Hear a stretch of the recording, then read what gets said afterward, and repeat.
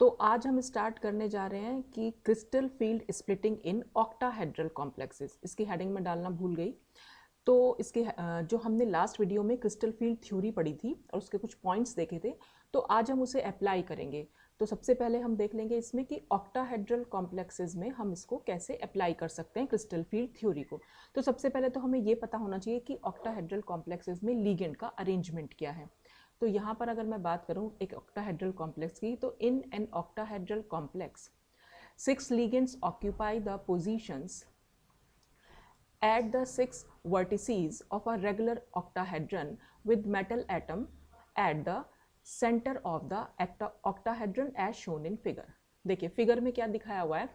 Octahedral complexes में क्या होता है कि जो मेटल एटम होता है वो बिल्कुल सेंटर में होता है।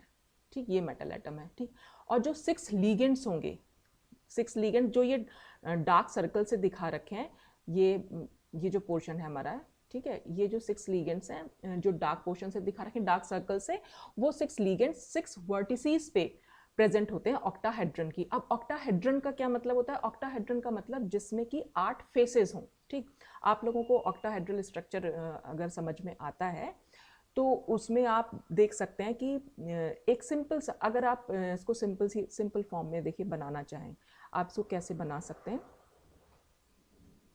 आप इसको सिंपल सा, एक आपने ये पहले तो एक स्क्वायर प्लानर बना लिया। ठीक है, यहाँ पर मेटल एटम हो गया और एक लिगेंड ऊपर एक लिगेंड नीचे। तो ये सिंपल स्ट्रक्चर है इसका, लिगेंड और इसके 4 कॉर्नर्स में भी, यहाँ पर भी लिगेंड्स है। तो आप देख रहे हैं 6 लिगेंड्स जो हैं वो जो है 6 वर्टिसेस। 6 वर्टिसेस का मतलब होता है 6 कोने जो बनेंगे। देखिए अब इसमें 8 फेसेस कैसे बन जाएंगी। देखिए लिगेंड को, इस ऊपर वाले लिगेंड को अगर मैं ये बाकी के चारों लिगेंड से जोड़ दूं, देखिए ये और ये, तो आप देखेंगे यहाँ पर एक ट्रायंगुलर फेस बन के आएगी। जैसे कि फेस यहाँ पर भी आप देख सकते हैं। अगर ये ऊपर वाला लिगेंड हम ले लें तो ऊपर वाले लिगेंड को अगर मैं ये देखिए ये और ये, एक बार मैं इसको बना देती हूँ। देखिए ये जो हो गया, फिर ये फेस हो गई और एक ये फेस हो गई। तो ये इस तरह से एक फेस बनी, एक ट्रायंगुलर फेस बनी। ठीक, तो ऊपर वाले लिगेंड को अगर हम इन चारों लिगेंड से अटैच्ड कर दें तो हमें 4 ट्रायंगुलर फेस ऊपर देखने को मिलेंगी। ठीक है, और ऐसे ही 4 फेस नीचे बनेंगी। ठीक, जैसे नीचे वाले लिगेंड, जो ये नीचे वाला लिगेंड है जिसको हमने यहाँ शो किया हुआ है, तो अगर मैं इसको यहाँ से देखिए ये इस वाले लिगेंड से और इस वाले लिगेंड से अटैच कर दूं, तो आप देख रहे हैं ये एक और ट्रायंगल बन के आ गया है।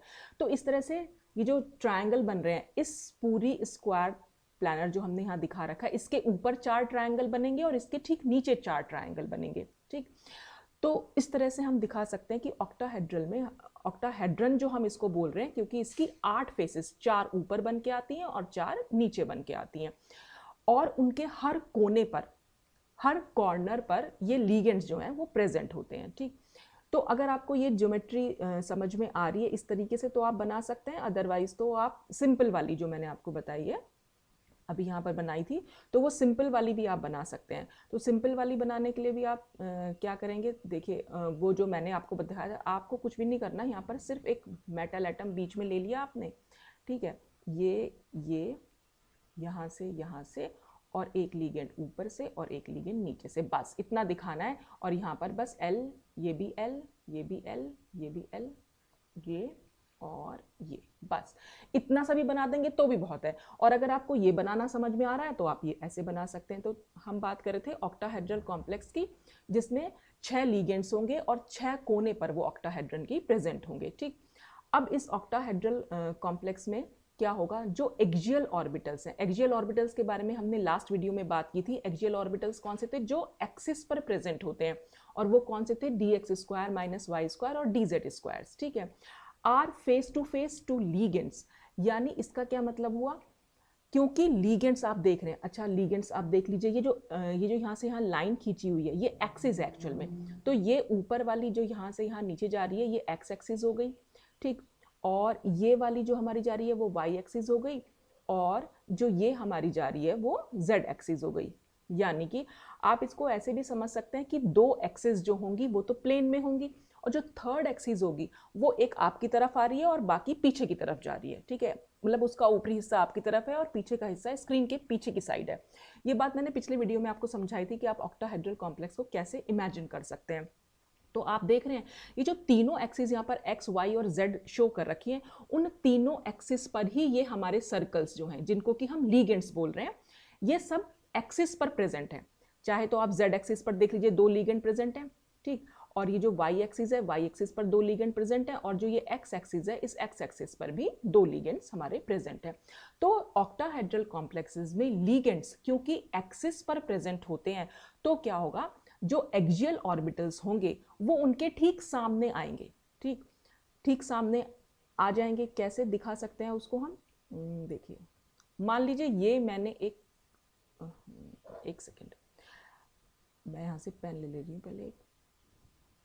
मान लीजिए ये हमारी कोई एक्सिस है, ठीक, सपोज मैंने इसको जेड एक्सिस मान लिया, यहाँ से जेड लिख दिया और पीछे के पोर्शन को मैं जेड डैश लिख दे रही हूँ, या प्लस जेड या माइनस जेड लिख सकते हैं। तो एक्सियल ऑर्बिटल्स जो होंगे वो एक्सिस पर प्रेजेंट होंगे। तो सपोज यहाँ पर वो एक्सिस पर प्रेजेंट है, और लीगेंड्स भी क्योंकि हमारे एक्सिस पर ही आ रहे हैं। तो जो मैंने ये 2 चीजें बनाई, ये तो मैंने सपोज लीगेंड्स बना लिए, ठीक। मेटल एटम क्योंकि बीच में है, तो मेटल एटम में प्रेजेंट जो एक्सियल ऑर्बिटल्स हैं, जो एक्सिस पर प्रेजेंट है, यानी कि वो यहीं पर प्रेजेंट होंगे, तो वो इस लीगेंड के भी ठीक सामने है और इस लीगेंड के भी ठीक सामने है, ठीक है। और अगर मैंने ये एक वाई एक्सिस बना दी सपोज, और वाई एक्सिस पर 2 लीगेंड्स दिखा दिए, ठीक, तो यहाँ पर जो एक्सियल ऑर्बिटल्स हैं वो इस वाले लीगेंड्स के भी ठीक सामने और इसके वाले के भी ठीक सामने है। और ऐसे ही एक्स एक्सिस जो होगी, उस एक्स एक्सिस पर जो 2 लीगेंड्स हैं वो एक्सियल ऑर्बिटल्स उनके भी आमने सामने पड़ेंगे। तो फेस टू लीगेंड्स का मतलब होता है लीगेंड्स के ठीक सामने है एक्सियल ऑर्बिटल्स। क्यों? क्योंकि लीगेंड्स भी हमारे एक्सिस पर प्रेजेंट है। Whereas the planar orbitals कौन से थे? जो प्लेन में प्रेजेंट थे, जो एक्सिस के बीच में प्रेजेंट, यानी अगर ये एक्सिस है तो ऑर्बिटल्स वो यहां पर प्रेजेंट होंगे।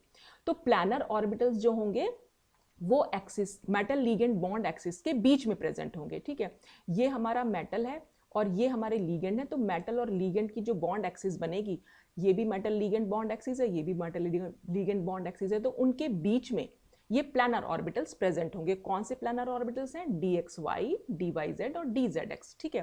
तो ये चीज आपको ऑक्टाहेड्रल कॉम्प्लेक्सेस के बारे में ध्यान रखनी है कि लीगेंड्स जो आएंगे वो फेस टू फेस आएंगे, DX² - Y² और DZ² के, और बाकी जो हमारे प्लानर ऑर्बिटल्स होंगे वो मेटल लीगेंड बॉन्ड एक्सिस के बीच में प्रेजेंट होंगे। तो ये चीज आपके दिमाग में बिल्कुल क्लियर रहनी चाहिए, ठीक। अब फिर नेक्स्ट में इसमें देखते हैं आगे क्या लिखा। तो इससे क्या होगा? अब इससे ये होगा, हमने इतनी तो बात ध्यान रख ली कि लीगेंड जो है एक्सिस पर प्रेजेंट है और एक्सियल ऑर्बिटल्स ठीक सामने आ रहे हैं, और जो प्लानर ऑर्बिटल्स हैं वो बीच में प्रेजेंट है। देयरफॉर अब होगा क्या? DX² - Y² और DZ² orbitals experience the maximum repulsion by the ligand. जैसे ही लीगेंड्स मेटल एटम के पास आएंगे, ये बात मैंने स्टार्टिंग में ही बताई थी, क्रिस्टल फील्ड थ्योरी जब हमने लास्ट वीडियो में डिस्कस करी थी कि लीगेंड्स के इलेक्ट्रॉन्स और मेटल्स के इलेक्ट्रॉन्स में रिपल्शन होता है। तो जैसे ही लीगेंड्स मेटल के पास आते हैं, तो जो हमारे एक्सियल ऑर्बिटल्स थे DX² और Y² और DZ², ये क्योंकि बिल्कुल फेस टू फेस है, बिल्कुल सामने सामने है, तो इनमें रिपल्शन ज्यादा होगा। While DXY, DYZ and DZX orbitals are less affected, जबकि जो प्लानर ऑर्बिटल्स होंगे वो उतना ज्यादा रिपल्शन फील नहीं करेंगे जितना एक्सियल वाले ऑर्बिटल्स फील कर रहे थे। इससे होगा क्या? As a result the energy of DX² - Y² and DZ² is increased. एक चीज आप ध्यान रखिएगा, जितना ज्यादा रिपल्शन होता है एनर्जी उतनी ज्यादा इंक्रीज करती है, जितना ज्यादा अट्रैक्शन होता है पोटेंशियल एनर्जी उतना ज्यादा डिक्रीज करती है। तो ये चीज आपके दिमाग में रहनी चाहिए कि रिपल्शन में एनर्जी इंक्रीज होती है और अट्रैक्शन में पोटेंशियल एनर्जी डिक्रीज होती है। तो अब क्योंकि जो एक्सियल ऑर्बिटल्स हैं यानी DX² - Y² और DZ² हैं, क्योंकि वो बहुत ज्यादा रिपल्शन फील कर रहे हैं, क्योंकि वो ठीक सामने हैं लीगेंड्स के, इसलिए उनकी एनर्जी जो है वो ज्यादा हो जाएगी। किनसे? As compare to the remaining 3D orbitals. जो प्लानर ऑर्बिटल्स हैं उनके कंपैरिजन में इनकी एनर्जी जो है ज्यादा हो जाएगी। तो अब इससे होगा क्या? दस the 5 degenerate D orbitals lose their degeneracy, क्योंकि 5 D ऑर्बिटल्स जब लीगेंड ने उनको अप्रोच नहीं किया था, उन पांचों की एनर्जी बिल्कुल सेम थी, तभी तो उनको हम डीजनरेट D ऑर्बिटल्स बोलते थे। तो ये मैंने लास्ट वीडियो में डिस्कस भी किया था। देखिए एक चीज़ और है कि अगर आपने लास्ट वीडियो नहीं देखा है तो फिर आप इस वीडियो को मत देखिएगा, क्योंकि फिर आपको ये समझ में आने वाला नहीं है। अगर आपने लास्ट वीडियो देखा है तभी आप इस वीडियो पर आइएगा। तो डीजेनरेसी मतलब सबकी जो इक्वल एनर्जी थी जब लीगेंड ने डी ऑर्बिटल्स को अप्रोच नहीं किया था, अब लीगेंड डी ऑर्बिटल्स को अप्रोच कर रहा है, और अप्रोच करने पर क्या हो रहे हैं, वो लीगेंड्स, वो जो एक्सियल ऑर्बिटल्स जो हैं, क्योंकि वो फेस टू फेस प्रेजेंट हैं, लीगेंड्स के बिल्कुल सामने प्रेजेंट है, इसलिए वो एनर्जी को, मतलब वो रिपल्शन ज़्यादा फील कर रहे हैं, इसलिए उनकी एनर्जी बढ़ जाएगी। और जो बाकी प्लानर ऑर्बिटल्स हैं, क्योंकि वो ज़्यादा रिपल्शन फील नहीं कर रहे हैं, इसलिए उनकी एनर्जी जो है वो कम हो जाएगी। इससे जो इनकी डीजेनरेसी थी वो लूज हो जाएगी और ये दो ग्रुप्स में टूट जाएंगे। एक ज्यादा एनर्जी वाला ग्रुप हो जाएगा, एक कम एनर्जी वाला ग्रुप हो जाएगा, और इन ग्रुप्स को हम क्या बोलते हैं, T2G और EG। और ये T2G और EG का क्या मतलब है, ये सब कुछ मैं आपको पिछले वीडियो में समझा चुकी हूँ। तो T2G ग्रुप में क्या होगा, 3 डीजेनरेट डी ऑर्बिटल्स आएंगे। जो प्लानर ऑर्बिटल्स थे वो T2G में आएंगे, जबकि EG में कौन से आएंगे, EG में वो दो ऑर्बिटल्स जो एक्सियल ऑर्बिटल्स थे वो EG ग्रुप में आ जाएंगे। और क्योंकि ये दो ग्रुप्स में डिवाइड हो गए हैं, तो इन दोनों ग्रुप्स के बीच का जो एनर्जी गैप है, the energy gap between these two groups is delta O और 10dq। ये भी मैंने आपको लास्ट वीडियो में बताया था कि उसको हम डेल्टा से डिनोट करते हैं या 10dq से। अब डेल्टा के में जो नीचे ये O लिखा है सबस्क्रिप्ट में, इसका क्या मतलब है, इसका मतलब है कि हम ऑक्टाहेड्रल ज्योमेट्री की बात कर रहे हैं। तो subscript O in delta O refers to octahedral geometry. ठीक, अब इसी चीज को हम डायग्राम से समझ सकते हैं। देखिए नेक्स्ट वीडियो में, नेक्स्ट स्लाइड में आपको ये दिखा रहे हैं। अब देखिए इसमें क्या है, यहाँ पर आप देख रहे हैं कि हमने ये डीजेनरेट डी ऑर्बिटल्स बनाए हैं in free ion. Free ion से मतलब जब लीगेंड ने मेटल आयन को अप्रोच नहीं किया है, मतलब वो बहुत दूर है, उससे सफिशिएंट डिस्टेंस पर है। तो ये 5 ऑर्बिटल जो हमने यहाँ दिखा रखे हैं, पांचों की एनर्जी इक्वल है, इसीलिए यहाँ पर इक्वल दिखा रखा है इनको। ठीक है, फिर क्या होगा, धीरे धीरे लीगेंड जो है मेटल के पास आना शुरू हो जाएंगे। तो जब वो मेटल के पास आना शुरू हो जाएंगे तो उस समय दो इलेक्ट्रोस्टैटिक इंटरेक्शन वहां पर होते हैं। एक तो क्या होगा, देखिए यहाँ पर अगर मैं आपको ये दिखा दूं, यहाँ पर हमारा मेटल है, ठीक है। अब लीगेंड जो है इसको अप्रोच कर रहे हैं, 6 लीगेंड्स इसको अप्रोच कर रहे हैं। तो होगा क्या कि पांचों ऑर्बिटल्स जो मेटल एटम के अंदर हैं, और यहाँ पर हमारे 6 लीगेंड्स हैं, उस 6 लीगेंड से जैसे ही वो पास में आना शुरू हो जाएंगे तो क्या होगा, मेटल के ऑर्बिटल के अंदर जो इलेक्ट्रॉन्स हैं और लीगेंड्स के जो इलेक्ट्रॉन्स हैं, इन इलेक्ट्रॉन्स और इन इलेक्ट्रॉन्स के बीच में तो होगा रिपल्शन।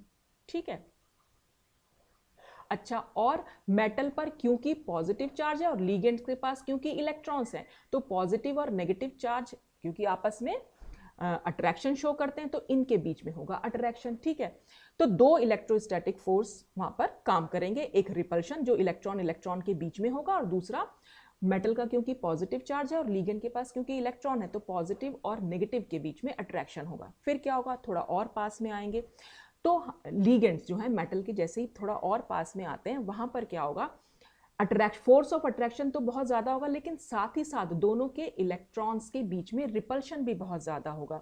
ठीक, अब यहां पर ये दिखाया हुआ है कि जैसे जैसे लीगेंड जो है मेटल के पास आना शुरू कर जाते हैं, तो ये पांचों की एनर्जी एक साथ इंक्रीज होना शुरू हो जाती है। क्यों, क्योंकि वहां पर जैसे जैसे मतलब पास में आना शुरू हो गए तो रिपल्शन जो है वो बढ़ना शुरू हो जाता है। तो इस वजह से सबकी इकट्ठा ये जो एनर्जी है वो एक साथ सबकी इंक्रीज होती है, और इसको हमने लिखा है D orbitals in spherical crystal field. अब ये स्फेरिकल क्रिस्टल फील्ड का क्या मतलब है, ये हम ये मान रहे हैं कि मेटल जो है, मेटल से जो भी लीगेंड्स हैं, ठीक है, 6 के 6 लीगेंड्स जो हैं वो इक्वल डिस्टेंस पर प्रेजेंट हैं। ठीक है, और अगर वो इक्वल डिस्टेंस पर प्रेजेंट हैं तो क्या हो रहा है, मेटल के जो डी ऑर्बिटल्स हैं वो सारे इन लीगेंड से इक्वली अफेक्टेड हो रहे हैं, यानी वो इक्वली रिपेल्ड हो रहे हैं। ठीक है, और इक्वली अगर वो रिपेल्ड हो, मतलब उनके जो इलेक्ट्रॉन्स हैं वो इक्वली रिपेल्ड हो रहे हैं, तो इसलिए पांचों के पांचों की एनर्जी जो है वो एक साथ हमने बढ़ती हुई दिखा दी। हालांकि ये जो हमने ये जो पूरा दिखाया है ये एक हाइपोथेटिकल क्राइटेरिया है। हाइपोथेटिकल मीन्स सिर्फ हमने सोचा हुआ है, इमेजिन किया हुआ है, सिर्फ एक्चुअल में ऐसा होता नहीं है। पांचों के पांचों डी ऑर्बिटल्स जो हैं वो एक जैसा रिपल्शन नहीं फील करते हैं। ये बात अभी हमने लास्ट स्लाइड में देखी भी थी, लेकिन यहाँ पर सिर्फ ये मान लिया गया कि जैसे ही लिगेंड जो है मेटल एटम को अप्रोच करना शुरू कर देते हैं तो इन पांचों की ऑर्बिटल्स की एनर्जी एक साथ जो है वो इंक्रीज हो जाती है। हालांकि ये हाइपोथेटिकल, तो स्फेरिकल क्रिस्टल फील्ड का मतलब है कि जो मेटल से जो ये लिगेंड है वो इक्वल डिस्टेंस पर प्रेजेंट है। लेकिन स्फेरिकल क्रिस्टल फील्ड एक्चुअल में देखने को मिलता नहीं है, बस वो सिर्फ सोचा है हमने। ऑक्टाहेड्रल फील्ड में जाकर क्या होगा, ऑक्टाहेड्रल फील्ड में अभी हमने ज्योमेट्री देखी कि जो हमारे एक्सियल ऑर्बिटल्स होते हैं, यानी कि जो हमारे ये dx² - y² dz² है, ये वाले ऑर्बिटल्स लीगेंड से ज्यादा रिपल्शन फील करते हैं। क्यों? क्योंकि लीगेंड के ठीक सामने प्रेजेंट होते हैं, और जितना ज्यादा रिपल्शन फील करेंगे इसलिए इनकी एनर्जी जो है बढ़ जाती है। ठीक, ये एनर्जी हमने यहां पर जो एनर्जी थी, जो भी एनर्जी रही होगी इनकी, उससे ज्यादा हो गई ईजी ऑर्बिटल्स की, इनको हम ईजी बोल देते हैं। और जो बाकी के 3 ऑर्बिटल्स थे, यानी जो प्लानर ऑर्बिटल्स थे, क्योंकि वो मेटल लिगेंड बॉन्ड एक्सिस के बीच में प्रेजेंट थे, तो वो उतना ज्यादा अफेक्टेड नहीं होंगे लिगेंड से, उतना ज्यादा रिपल्शन फील नहीं करते, इसलिए उनकी एनर्जी हो जाती है कम। इसको हम बोल देते हैं T2G ग्रुप। अब आप याद कैसे रखेंगे कि T2G और EG? देखिए T2G में आपको 3 टर्म्स दिखाई दे रही है, एक T, एक 2, एक G, तो 3 टर्म्स। इसका ऐसे ध्यान, ये सिर्फ याद करने का तरीका है कि ये 3 ऑर्बिटल, T2G का मतलब मैंने आपको बताया था ट्रिपली डीजनरेट ऑर्बिटल्स। ये 3 ट्रिपली मींस 3 ऑर्बिटल्स, 3 ऐसे ऑर्बिटल्स जिनकी एनर्जी बिल्कुल सेम है। और EG कैसे याद रखेंगे? क्योंकि E और G सिर्फ 2 ही टर्म आ रही है, इसलिए 2 ही ऑर्बिटल्स हैं, और EG का मतलब होता है डबली डीजनरेट ऑर्बिटल्स, ऐसे 2 ऑर्बिटल्स जिनकी एनर्जी सेम है। ठीक, तो ये तो हो गया EG और T2G में टूट जाना। अब ये हमने एक वर्ड लिखा हुआ है यहाँ पर, बेरी सेंटर।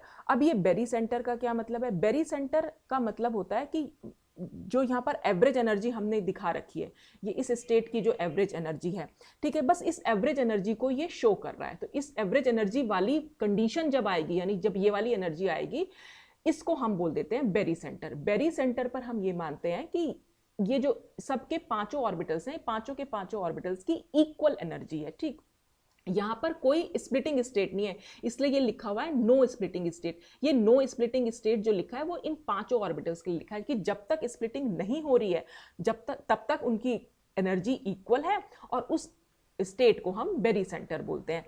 फिर जब स्प्लिटिंग हो जाती है, स्प्लिटिंग हो जाएगी तो इन EG की ऑर्बिटल की एनर्जी बढ़ जाएगी और T2G की डिक्रीज हो जाएगी, और इन दोनों के बीच का जो गैप है, यानी T2G और EG के बीच का जो गैप है, उसको हम 10dq से दिखा देंगे, या फिर और डेल्टा O से। O मतलब ऑक्टाहेड्रल में, तो या तो 10dq दिखाएंगे या हम डेल्टा O दिखाएंगे। और यहां से बेरी सेंटर से लेके T2G तक का डिफरेंस वो कितना होता है? -0.4 डेल्टा O। अगर हमें डेल्टा O के टर्म में लिखना है तो -0.4 डेल्टा O लिखेंगे, या फिर हम -4dq लिखेंगे। मतलब क्या है? 10dq से इनकी एनर्जी कितनी कम है? 4dq कम है, या डेल्टा O से इनकी एनर्जी कितनी कम है? 0.4 डेल्टा O। हम ये इस यहाँ पर कहने का मतलब हुआ कि इनकी एनर्जी जो है इस बेरी सेंटर, मतलब बेरी सेंटर कह रही हूं मैं, इस जो एनर्जी गैप है, इस एनर्जी गैप से 40% डिक्रीज हो रही है। तो अगर हम 10dq का 40% निकालें, 40% अगर हम निकालेंगे तो आंसर क्या आ जाएगा? 4dq तो आएगा आंसर। ठीक है, और अगर हम डेल्टा O की टर्म में निकालना चाहिए, डेल्टा O है, डेल्टा O से पहले कुछ नहीं लिखा, इसका मतलब 1 है, तो अगर हम 1 का 40% निकालेंगे तो आंसर क्या आ जाएगा? आंसर आएगा 0.4 डेल्टा O। ठीक, और ये माइनस साइन क्या दिखा रहा है? माइनस साइन सिर्फ इतना शो कर रहा है कि इनकी एनर्जी कम है, T2G ऑर्बिटल्स की एनर्जी में डिक्रीज हो रही है, बस ये है। और अगर हम ये 0.6 या 6 की बात करें तो इसका मतलब है कि जो EG ऑर्बिटल्स हैं, इनकी एनर्जी 10dq के कम से का 60% जो है वो इंक्रीज हुई है। तो 10dq का अगर हम 60% निकालेंगे तो 6dq आएगा, या डेल्टा O से इनकी एनर्जी जो है वो 60% इंक्रीज हुई है। ठीक है, और इंक्रीज हुई है तो इसलिए हम 10, अगर डेल्टा O का 60% यानी 1 का 60% निकालेंगे तो 0.6 डेल्टा O आ जाएगा। और एक चीज और यहाँ पर कि ये जो प्लस साइन यहाँ दिखाया, प्लस साइन का मतलब है EG ऑर्बिटल्स की एनर्जी इंक्रीज हो रही है। तो प्लस और नेगेटिव माइनस साइन सिर्फ ये शो कर रहे हैं कि प्लस में हम इंक्रीज दिखा रहे हैं और माइनस में हम डिक्रीज दिखा रहे हैं। तो यहाँ पर जो बेरी सेंटर है वहां पर बेरी सेंटर की एनर्जी जो है वो कांस्टेंट है, तो जो total energy decrease of T2G set होगी, यानी T2G का पूरा सेट जो है उसकी जो टोटल एनर्जी डिक्रीज होगी वो इस Eg की टोटल एनर्जी इंक्रीज के इक्वल होगी। कैसे, देख लीजिए, हमने यहां लिखा है कि ये हमारा 6dq है, तो ये ऑर्बिटल मतलब इसमें अगर हम कोई इलेक्ट्रॉन एंटर करेगा, कोई भी एक इलेक्ट्रॉन, हर मतलब पर इलेक्ट्रॉन के लिए है, अगर पहला इलेक्ट्रॉन इसमें एंटर करेगा तो वो मॉलिक्यूल को डीस्टेबलाइज करेगा 6dq से। फिर दूसरा इलेक्ट्रॉन एंटर करेगा तो दूसरा इलेक्ट्रॉन भी 6dq से करेगा, तो कुल मिलाकर जो दोनों इलेक्ट्रॉन की अगर हम एनर्जी निकालेंगे तो वो 2 × 6 निकालेंगे, यानी 12dq हो जाएगी। अब इसको ऐसे समझ लेते हैं कैसे, मैं बताना चाह रही हूँ जो बात, कि इन ऑर्बिटल्स में जाने वाला हर इलेक्ट्रॉन मॉलिक्यूल को 6dq से डीस्टेबलाइज करेगा, और T2G ऑर्बिटल में जाने वाला हर इलेक्ट्रॉन मॉलिक्यूल को 4dq से स्टेबलाइज करेगा। ठीक है, और जो मैं ये बात कर रही थी कि इनकी जो टोटल एनर्जी होगी, Eg ऑर्बिटल्स की जो टोटल एनर्जी है और T2G ऑर्बिटल्स की जो टोटल एनर्जी है, वो दोनों एनर्जी आपस में सेम होंगी। देख लीजिए कैसे, यहां पर क्योंकि 2 ऑर्बिटल्स हैं, एक ऑर्बिटल के लिए एनर्जी है 6dq, ठीक है, तो 2 ऑर्बिटल के लिए कितनी हो जाएगी, 2 ऑर्बिटल के लिए हो जाएगी 12dq। ठीक, और अगर हम डेल्टा O की टर्म में बात करें तो 2 × 0.6 लिख देंगे, तो 1.2 डेल्टा O हो जाएगी। और नीचे वाली भी देख लीजिए, नीचे वाले की क्या है, हर ऑर्बिटल की एनर्जी 4dq। ठीक है, माइनस और प्लस नहीं लगा रही हूं मैं यहाँ पर, माइनस का मतलब है डिक्रीज इन एनर्जी और प्लस का मतलब है इंक्रीज इन एनर्जी। ठीक, तो एक ऑर्बिटल की 4dq है तो 3 ऑर्बिटल की कितनी हो जाएगी, 3 × 4, आंसर कितना आया, 12dq। ठीक, और अगर डेल्टा O की टर्म में निकालेंगे तो इसका आंसर भी 1.2 आएगा, कि 1.2 हम इसको यहाँ पर लिख सकते हैं। तो 3 × 0.4 करेंगे तो 1.2 डेल्टा O। तो दोनों की एनर्जी जो है बेरी सेंटर से बिल्कुल सेम होगी। ठीक, यही बात मैं आपको समझाना चाह रही थी। बस इतना ध्यान रखिएगा कि T2G ऑर्बिटल में जाने वाला हर इलेक्ट्रॉन मॉलिक्यूल को 4dq से स्टेबलाइज करेगा, और Eg ऑर्बिटल में जाने वाला हर इलेक्ट्रॉन मॉलिक्यूल को 6dq से डीस्टेबलाइज करेगा। जितनी एनर्जी कम होती है मॉलिक्यूल की स्टेबिलिटी उतनी ज्यादा बढ़ जाती है, और माइनस साइन यहाँ पर लोअरिंग इन एनर्जी को शो कर रहा है या डिक्रीज इन एनर्जी को शो कर रहा है। ठीक, तो ये जो 4dq या 0.4 है, आई थिंक आपको समझ में आएगा कि मैं आपको क्या समझाना चाह रही हूँ। तो ये थी crystal field splitting in octahedral complexes. ठीक, इसको एक बार मैं रिमूव कर देती हूँ सारा, ताकि आपको समझ में और अच्छे से आ जाए। आप इसका स्क्रीनशॉट लेना चाहें तो ले सकते हैं। अच्छा, अब इसके बाद इसमें फिलिंग कैसे करेंगे इलेक्ट्रॉन्स की। तो फिलिंग अप ऑफ इलेक्ट्रॉन्स के लिए हम देखेंगे सबसे पहले स्ट्रॉन्ग, 2 तरीके के लीगेंड्स के बारे में हमने बात की थी, कि एक स्ट्रॉन्ग लीगेंड होते हैं, दूसरे वीक लीगेंड होते हैं। तो अगर स्ट्रॉन्ग लीगेंड होंगे तो इलेक्ट्रॉन्स की फिलिंग कैसे होगी, स्प्लिटेड डी ऑर्बिटल्स में।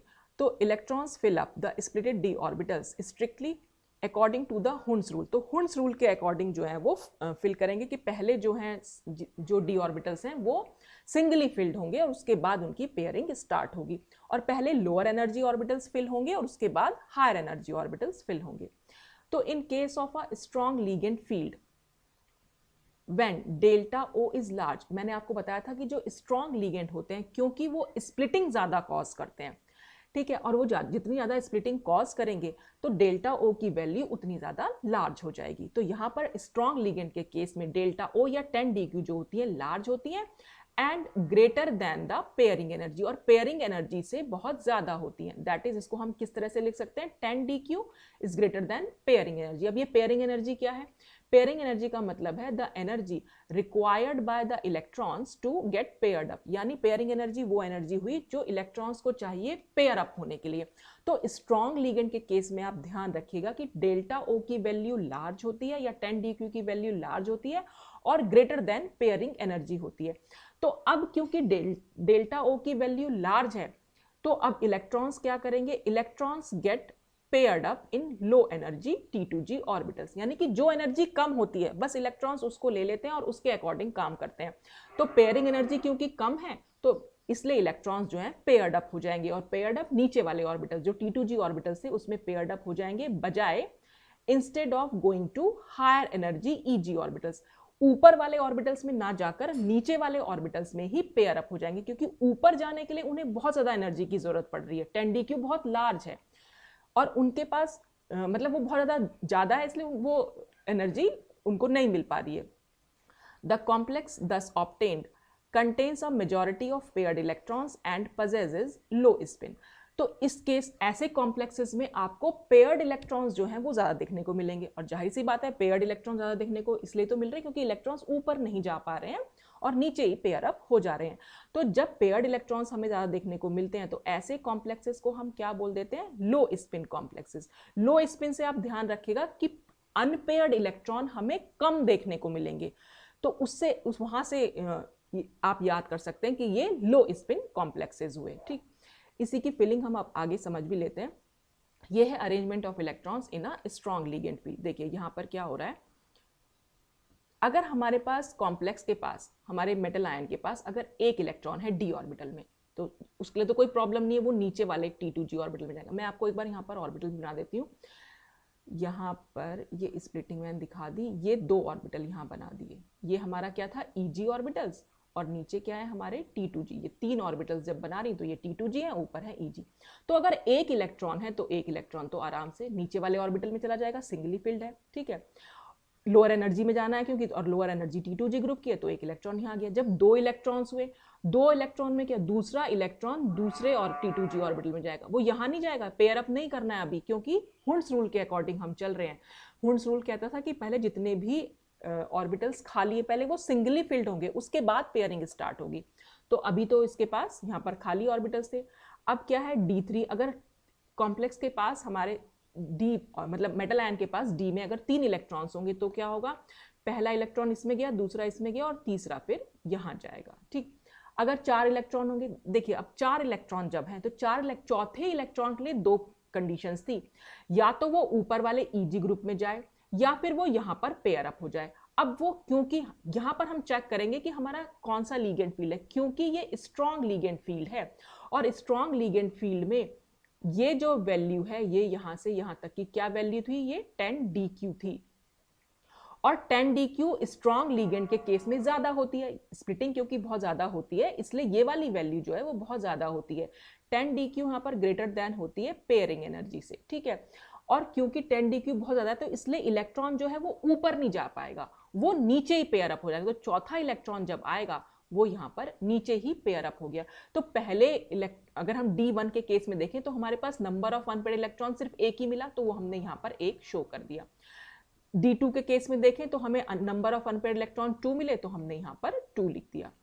फिर D3 के केस में हमारे पास 3 अनपेयर्ड इलेक्ट्रॉन थे तो हमने 3 लिखा। ठीक, अब अगर चौथे इलेक्ट्रॉन की बात करें तो जब 4 डी, मतलब डी ऑर्बिटल में अगर 4 इलेक्ट्रॉन होंगे तो कितने अनपेयर्ड बचेंगे, खाली एक ये बचा और एक ये बचा, तो खाली 2 ही तो बचेंगे, तो वो 2 हमने यहाँ शो भी कर रखे हैं और यहाँ लिख भी रखे हैं। अब आया 5th इलेक्ट्रॉन। 5th इलेक्ट्रॉन क्या होगा, वो फिर यहाँ पर दूसरे वाले ऑर्बिटल में फिल हो जाएगा। तो कंडीशन कुछ इस तरह से हो जाएगी, ये वाली। ठीक है, और उसके पास कितने अनपेयर्ड बचेंगे, खाली एक ही अनपेयर्ड बचेगा। और जब D6 हो जाएंगे तो D6 में क्या होगा, हमने ऊपर 5 इलेक्ट्रॉन दिखाए थे, छठा इलेक्ट्रॉन भी T2G ऑर्बिटल में पेयर अप हो जाएगा। तो यानी ये नीचे वाले ऑर्बिटल्स जो थे वो कंप्लीटली फिल्ड हो गए हैं। अब अनपेयर्ड इलेक्ट्रॉन कितने बचे, यहाँ पर आपको D6 में अगर आप देखें कोई भी आपको अनपेयर्ड इलेक्ट्रॉन नहीं दिख रहा है तो हम यहाँ पर 0 लिख देंगे। ठीक, अब आया 7वां इलेक्ट्रॉन। जब 7वां इलेक्ट्रॉन आएगा तो उसके पास तो मजबूरी है क्योंकि ये सारे इलेक्ट्रॉन्स यहाँ पर फिल हो चुके हैं, तो उसे तो ऊपर जाना ही जाना पड़ेगा। तो ये हमने EG ऑर्बिटल में दिखा दिया। तो देख रहे हैं आप D7 में आपने T2G को कंप्लीटली फिल्ड दिखाना है। फिर ये हायर एनर्जी, ये आप ऊपर देख रहे हैं ना, हायर एनर्जी EG ऑर्बिटल्स हैं, तो इसके 2 ऑर्बिटल्स बना रखे हैं, एक ये ऑर्बिटल और एक ये ऑर्बिटल। तो 7वां इलेक्ट्रॉन इस वाले ऑर्बिटल में चला जाएगा और इसके पास अनपेयर्ड इलेक्ट्रॉन कितने बचेंगे, खाली एक ही, क्योंकि नीचे वाले ऑर्बिटल्स में तो सारे इलेक्ट्रॉन्स जो है फिल्ड हो रखे हैं। अब D8 इलेक्ट्रॉन, D8 इलेक्ट्रॉन कैसे जाएगा, 7 इलेक्ट्रॉन तो हमने यहाँ दिखा दिए, तो 8वां इलेक्ट्रॉन फिर इसमें जाएगा, क्योंकि अब इसके पास अभी पेयरिंग नहीं होगी क्योंकि इसके पास एक खाली ऑर्बिटल है, EG ग्रुप में एक खाली ऑर्बिटल बचा हुआ है। तो हमने यहाँ पर D8 की ये ऐसे दिखा दिया। ठीक, दोनों इलेक्ट्रॉन्स यहाँ पर भरे हुए हैं। और कितने अनपेयर्ड हुए, 2 इलेक्ट्रॉन्स अनपेयर्ड हुए। अगर D9 है, D9 है, अब तो पेयरिंग स्टार्ट होनी ही होनी है, तो D9 यहाँ पर चला जाएगा। तो अब अनपेयर्ड कितने बचेंगे, खाली एक। तो D9 में हमने ये वाला D9 9वां इलेक्ट्रॉन जो था यहाँ कराया और इसके पास खाली एक इलेक्ट्रॉन अनपेयर्ड बचा और D10 में तो कंप्लीटली फिल्ड हो जाएगी। तो यहाँ पर फिर से हमारे पास नंबर ऑफ अनपेयर्ड इलेक्ट्रॉन कम आएंगे। तो अब आप देखो 0 होगा number of unpaired electron D10 के केस में। तो आप देख रहे हैं नंबर ऑफ अनपेयर्ड इलेक्ट्रॉन कितने कम मिल रहे हैं, किसी में 1 मिल रहा है, 2 या 3, बस 1 2 ज्यादातर मिल रहे हैं और 2 में तो 0 ही मिले बिल्कुल। ठीक है, तो जब नंबर ऑफ अनपेयर्ड इलेक्ट्रॉन हमें कम देखने को मिलते हैं, उनका नंबर कम होता है, ज्यादातर हमें पेयरिंग देखने को, इस पूरे डायग्राम को अगर आप देखें ज्यादातर इलेक्ट्रॉन्स आपको पेयर्ड ही दिखाई दे रहे हैं। तो ऐसे कॉम्प्लेक्सेस को हम लो स्पिन कॉम्प्लेक्सेस बोल देते हैं। तो आई होप कि आपको ये समझ में आया होगा कि स्ट्रॉन्ग लिगेंड के केस में अरेंजमेंट हमें इलेक्ट्रॉन्स का कैसे दिखाना है। तो बहुत सिंपल सा चीज है, आपको लोअर एनर्जी से शुरू करना है, पहले उनको सिंगली फिल्ड करना है और स्ट्रॉन्ग लिगेंड के केस में पहले नीचे ही पेयरिंग दिखा देनी है, ऊपर नहीं ले जाना, क्योंकि यहाँ पर 10dq की वैल्यू बहुत ज्यादा है। ठीक, अब देख लेते हैं कि filling up of electrons in weak ligand field. अब वीक लिगेंड फील्ड में क्या होगा, वीक लिगेंड जो होते हैं वो ज्यादा स्प्लिटिंग कॉज नहीं कर पाते। जब वो ज्यादा स्प्लिटिंग कॉज नहीं कर पाते तो यहाँ पर क्या होगा, 10dq इज स्मॉल, बहुत ज्यादा स्मॉल वैल्यू होगी, एंड और less than the pairing energy, और क्या कंडीशन होगी, 10dq is less than the pairing energy. तो अब क्या होगा, अब यहाँ पर 10dq कम है, तो जो वैल्यू कम होती है इलेक्ट्रॉन उसी के अकॉर्डिंग बिहेव करता है, आप इसको ध्यान रख लीजिए। तो 10dq क्योंकि कम है तो अब इलेक्ट्रॉन ऊपर जाएंगे, क्योंकि पेयरिंग एनर्जी बहुत ज्यादा है, तो the electron thus prefer to go to the higher energy, अब वो ऊपर जाएंगे Eg लेवल्स में, and tend to remain unpaired, और अब वो unpaired रहने की ज्यादा कोशिश करेंगे as far as possible, जितना भी पॉसिबल हो उनके लिए उतना वो unpaired होने की कोशिश करेंगे। यानी अब हमें जो है unpaired इलेक्ट्रॉन ज्यादा देखने को मिलेंगे या हाई स्पिन हमें ज्यादा देखने को मिलेगी, और ऐसे कॉम्प्लेक्सेस को हम हाई स्पिन कॉम्प्लेक्सेस बोल देते हैं। तो यहाँ पर एक चीज आप ध्यान रख लीजिएगा कि आपने क्या करना है, हमने बात की, अगर हम स्ट्रॉन्ग लिगेंड की बात कर रहे थे तो स्ट्रॉन्ग लिगेंड में हमें देखने को मिल रहे थे लो स्पिन कॉम्प्लेक्सेस, और वीक लिगेंड के केस में हमें क्या देखने को मिल रहे हैं, हाई स्पिन कॉम्प्लेक्सेस। बेटा ये बहुत ही इंपॉर्टेंट चीज है, अगर आपको ये चीज समझ में आ गई तो समझ लीजिए पूरी क्रिस्टल फील्ड थ्योरी में कोई भी क्वेश्चन पूछा जाए आप इजीली बता सकते हैं। तो आप अब कई बार बच्चे भूल जाते हैं कि स्ट्रॉन्ग लिगेंड में क्या था, लो था, हाई था, ये याद नहीं, तो इसको याद करने की एक ट्रिक है, बस आप इतना ध्यान रख लीजिएगा, H और W। HW क्या होमवर्क होता था ना बचपन में, हमें मिलता था HW। H मीन्स क्या हो जाएगा, हाई, और W मीन्स क्या हो जाएगा, वीक। बस अगर आपको HW है तो जैसे ही आप HW की फुल फॉर्म लिखेंगे अपने, उसका मतलब है हाई स्पिन और वीक लिगेंड। ठीक, तो आपको ये स्ट्रॉन्ग लिगेंड याद करने की जरूरत ही नहीं पड़ेगी, क्योंकि ठीक इसका उल्टा जो होगा वो स्ट्रॉन्ग में होगा। तो जैसे जैसे आपने HW याद रखा, हाई और वीक, यानी हाई स्पिन कॉम्प्लेक्सेस और वीक लिगेंड फील्ड। और अगर कोई पूछे स्ट्रॉन्ग क्या होगा तो आप बस इसका ठीक उल्टा कर देंगे, हाई की जगह आपने नीचे लिखा लो और वीक की नीचे लिखा आपने स्ट्रॉन्ग। तो आपको अपने आप से ध्यान आ जाएगा कि स्ट्रॉन्ग लिगेंड फील्ड में हमें लो स्पिन कॉम्प्लेक्सेस बनाने हैं, और लो स्पिन का मतलब नीचे ही रहने हैं इलेक्ट्रॉन्स, नीचे मतलब पेयर रहने हैं, और हाई का मतलब हमें ऊपर ले जाने हैं इलेक्ट्रॉन, यानी ऊपर वाले ऑर्बिटल में ले जाने हैं। तो इस तरह से आप थोड़ा सा ध्यान रख सकते हैं, ये याद करने की छोटी सी एक ट्रिक है। अब देख लेंगे कि अरेंजमेंट ऑफ इलेक्ट्रॉन्स हम कैसे दिखा सकते हैं इसमें। देखिए अब यहां पर हमने लिया D1, तो D1 D2 और D3 तक तो कोई प्रॉब्लम नहीं है, ऐसा ही D1 D2 D3 आपको चाहे आप स्ट्रॉन्ग लिगेंड ले लें चाहे आप वीक लिगेंड ले लें, आपको यही देखने को मिलेगा। ठीक, फिर से मैं आपको ये स्प्लिटिंग दिखा देती हूँ। यहाँ पर हमारे 2 ऑर्बिटल्स हैं और यहाँ पर हमारे 3 ऑर्बिटल्स हैं नीचे, ये नीचे वाले T2G और ये 2। तो यहाँ पर जो लो एनर्जी T2G ऑर्बिटल है उसमें इसलिए हमने 3 कॉलम बनाए हैं, 3 ऑर्बिटल्स के लिए 3 कॉलम, और हायर एनर्जी EG ऑर्बिटल्स में हमने 2 कॉलम्स बनाए हैं, क्योंकि वहाँ पर 2 ही, तो 3 इलेक्ट्रॉन तक तो कोई प्रॉब्लम नहीं है।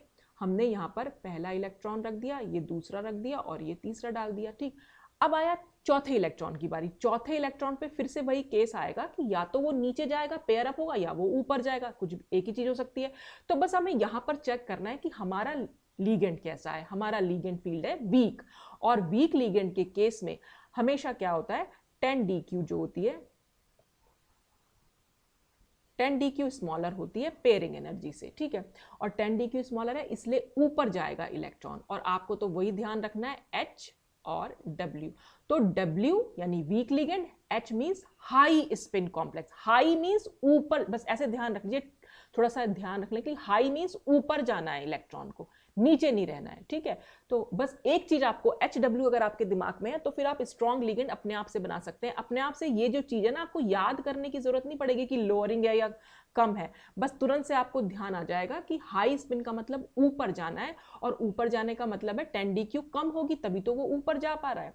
तो चौथे इलेक्ट्रॉन में आप देखेंगे जब चौथा इलेक्ट्रॉन ऊपर जाएगा तो नंबर ऑफ अनपेयर्ड इलेक्ट्रॉन कितने हो गए, 4। यहाँ पर हमें नंबर ऑफ अनपेयर्ड इलेक्ट्रॉन 4 भी देखने को मिल रहे हैं। और अगर 5 की बात करें, जब D5 होगा यानी D ऑर्बिटल में 5 इलेक्ट्रॉन होंगे, तो अभी तो हमारे पास एक ऑर्बिटल और खाली है तो हम यहाँ पर भर सकते हैं। तो आप ध्यान देख रहे हैं नंबर ऑफ अनपेयर्ड इलेक्ट्रॉन आपको 5 भी देखने को मिलेंगे। तो कितने ज्यादा अनपेयर्ड इलेक्ट्रॉन यहाँ पर देखने को मिल रहे हैं, इसीलिए इस कॉम्प्लेक्सेस को हम हाई स्पिन कॉम्प्लेक्सेस बोलते हैं। पिछले स्ट्रॉन्ग लिगेंड के केस में देखा था मैक्सिमम वहां पर हमें 3 इलेक्ट्रॉन्स ही अनपेयर्ड मिले थे, यहाँ पर मैक्सिमम हमें 5 इलेक्ट्रॉन जो हैं वो अनपेयर्ड मिल रहे हैं। अब D6 की बारी आई। अब भाई 5 इलेक्ट्रॉन तो हमारे फिल हो चुके हैं, तो 6 इलेक्ट्रॉन्स जो हैं वो जाहिर सी बात है पेयरिंग शुरू करेगा और लोअर एनर्जी में ही पहले जाएगा। ऐसा मत कर देना कि 6 इलेक्ट्रॉन को ऊपर भर दिया आपने, ये ऊपर नहीं जाएगा, हमेशा इलेक्ट्रॉन पहले लोअर एनर्जी में जाता है। तो यहाँ पर पेयरिंग स्टार्ट हो जाएगी, 6 इलेक्ट्रॉन यहाँ जाएगा तो नंबर ऑफ अनपेयर्ड इलेक्ट्रॉन आपको 4 देखने को मिलेंगे, जो यहाँ पर दिखा भी रखे हैं। फिर D7 में क्या होगा, अब D6 में हमने ये इलेक्ट्रॉन पेयर अप किया था, तो D7 में अब ये इलेक्ट्रॉन पेयर अप हो जाएगा, तो यानी यहाँ पर हम इसको पेयर अप कर देंगे। तो अब हमारे पास नंबर ऑफ अनपेयर्ड इलेक्ट्रॉन कितने बचेंगे, खाली 3, तो वो हमने 3 यहाँ पर लिख भी दिए। फिर D8 हो जाएगा। D8 में क्या, अभी ये एक और ऑर्बिटल के पास खाली एक इलेक्ट्रॉन है तो हमने इसको भी फिल कर दिया। तो D8 में आपको ये सिचुएशन देखने को मिलेगी, यहाँ पर ऐसा, और ये 2 इलेक्ट्रॉन्स आपके पास अनपेयर्ड हो जाएंगे, ठीक है। फिर D9 में गए। D9 में क्या होगा, अब क्योंकि नीचे तो कहीं जगह नहीं रही, अब इलेक्ट्रॉन ऊपर ही जाएगा और ये पेयर अप होगा, तो हमें यहाँ पर सिर्फ एक ही अनपेयर्ड इलेक्ट्रॉन देखने को मिलेगा। और D10 तो बिल्कुल पहले भी ऐसा ही था और अब भी ऐसा ही है, तो ये D10 में हमें 0 इलेक्ट्रॉन, मतलब 0 अनपेयर्ड इलेक्ट्रॉन देखने को मिलेंगे। तो इस तरह से हम जो है filling up of electron weak ligand field में कर सकते हैं। तो आपको क्या क्या चीजें ध्यान रखनी है बेटा, एक तो चीज ये ध्यान रखनी है कि ऑक्टाहेड्रल के केस में, यहां लिख देती हूं मैं, कि ऑक्टाहेड्रल कॉम्प्लेक्सेस के केस में जो हमारे लिगेंड्स होते हैं वो एक्सिस पर आते हैं, और अगर वो एक्सिस पर प्रेजेंट होंगे तो जो एक्सियल ऑर्बिटल्स हैं, एक्सियल 2 ऑर्बिटल्स होते हैं dx² - y² और dz², वो ज्यादा रिपल्शन फील करते हैं in comparison to planar orbitals, और वो EG ग्रुप बनाते हैं हमारा, तो इसलिए EG ग्रुप की एनर्जी ज्यादा हो जाती है और T2G ग्रुप की एनर्जी, क्योंकि वो प्लैनर ऑर्बिटल्स हैं, वो नीचे रहते हैं। तो यहाँ पर EG ग्रुप ऊपर होगा और T2G ग्रुप नीचे होगा। बस आपको यही ध्यान रखना है। ऑक्टाहेड्रल, टेट्राहेड्रल ठीक इसका उल्टा होता है, वो हम नेक्स्ट वीडियो में डिस्कस करेंगे। तो सिर्फ आप एक चीज ध्यान रख लीजिएगा, ऑक्टाहेड्रल कॉम्प्लेक्स, टेट्राहेड्रल फिर आप अपने आप से बना सकते हैं, उसमें कोई दिक्कत ही नहीं आएगी, ठीक। और दूसरी चीज क्या हो, या ये जो हमने बेरी सेंटर बनाया था, ठीक है, बेरी सेंटर से जो नीचे वाली एनर्जी आपको दिखानी है वो 40% कम है। ये जो टोटल एनर्जी गैप है वो हमारा अगर 10 DQ है, ठीक है, तो 10 DQ का 40% हमें नीचे दिखाना है, तो बस 10 DQ का 40% क्या हो जाएगा, 4 DQ। तो जो ये वाला एनर्जी गैप है वो आपको 4 DQ दिखाना है, और इसके आगे माइनस साइन दिखाना है। माइनस साइन मतलब डिक्रीज इन एनर्जी, क्योंकि बेरी सेंटर से हमारी जो ऑर्बिटल्स की एनर्जी है वो डिक्रीज हुई है, और डिक्रीज को हम माइनस साइन से शो कर रहे हैं। और ऐसे ही जब हम ऊपर जा रहे हैं तो ये जो EG ऑर्बिटल की एनर्जी है वो 10 DQ का 60% इंक्रीज हुई है। तो 10 DQ का 60% का मतलब है जो ये एनर्जी गैप आप दिखाएंगे वो 6 DQ दिखाएंगे, और 6 DQ इसके आगे पॉजिटिव साइन लगा लीजिएगा। पॉजिटिव साइन का मतलब कि एनर्जी में इंक्रीज हुई है। तो अभी हम बात करेंगे एनर्जी भी, हर इलेक्ट्रॉन की एनर्जी की भी कैसे कैलकुलेट कर सकते हैं। तो अभी फिलहाल के लिए तो बस आप इतना ही समझ लीजिए कि वो 6 DQ ऊपर लिखना है और 4 DQ नीचे लिखना है, और नीचे वाले में आपको माइनस साइन जरूर लगाना है। और अगर हम डेल्टा O के कंसर्न में लिखेंगे तो इसको हम 0.4 डेल्टा O लिख देंगे नीचे वाली को, ठीक है। जो ये नीचे वाला गैप यहाँ दिख रहा है ना, ये वाला गैप, तो ये वाले गैप को हम -4 और 0.4 मतलब, और ऊपर वाले को 0.6 DQ, 0.6 डेल्टा O लिखेंगे, ठीक है। तो यही चीज इसमें ज्यादा समझने वाली है। और HW आप ध्यान रखिएगा, HW याद रहेगा तो हाई, मतलब जैसे ही वीक लिगेंड लगा तो पेयरिंग नहीं दिखानी, हाई ले जाना है, यानी ऊपर ले जाना है। हाई से मतलब ये ऊपर ले जाना है, बस ऐसे ध्यान। हालांकि हाई स्पिन का मतलब होता है हमें नंबर ऑफ अनपेयर्ड इलेक्ट्रॉन ज्यादा होते हैं, तो बस, लेकिन यहाँ पर आपको शो कैसे करना है उसके लिए याद करने की बस ट्रिक है। हाई का मतलब बस आप ऊपर ले जाना है आपको इलेक्ट्रॉन, पेयरिंग नहीं दिखानी है। पेयरिंग आपको तब दिखानी है जब ये पांचों ऑर्बिटल फिल हो जाएंगे, उसके बाद पेयरिंग नीचे से स्टार्ट करेंगे। और एक बार आपको वीक समझ में आ जाएगा तो स्ट्रॉन्ग आप अपने आप से बना सकते हैं। स्ट्रॉन्ग में आपको नीचे ही पेयरिंग दिखानी है, क्योंकि इसकी ठीक ये जो कंडीशन मैंने यहाँ लिखी है इसकी ठीक उल्टी कंडीशन होती है, वहां पर 10DQ ज्यादा होता है। तो स्ट्रॉन्ग लिगेंड ज्यादा स्प्लिटिंग कॉज करते हैं, इसलिए 10DQ की वैल्यू ज्यादा। वीक लिगेंड कम स्प्लिटिंग कॉज करते हैं, इसलिए 10DQ की वैल्यू स्मॉल। बस इतनी सी चीज आपको ध्यान रखनी है। तो वीक लिगेंड को आप HW से ध्यान रखेंगे और फिर स्ट्रॉन्ग तो आप अपने आप से बना सकते हैं। और ऑक्टाहेड्रल कॉम्प्लेक्सेस में लिगेंड एक्सिस पर आते हैं, ये बात आपको ध्यान में रखनी है। फिर कितने अनपेयर्ड और कितने पेयर्ड होते हैं वो सब तो आप फिलिंग आप यहाँ पर दिखा ही सकते हैं। तो आज जो हमने एक्सप्लेन किया वो पूरा crystal field theory in octahedral complexes. अब नेक्स्ट वीडियो में हम डिस्कस करेंगे क्रिस्टल फील्ड स्प्लिटिंग इन टेट्राहेड्रल कॉम्प्लेक्सेस। तो आज के लिए बस इतना ही। Thanks for watching.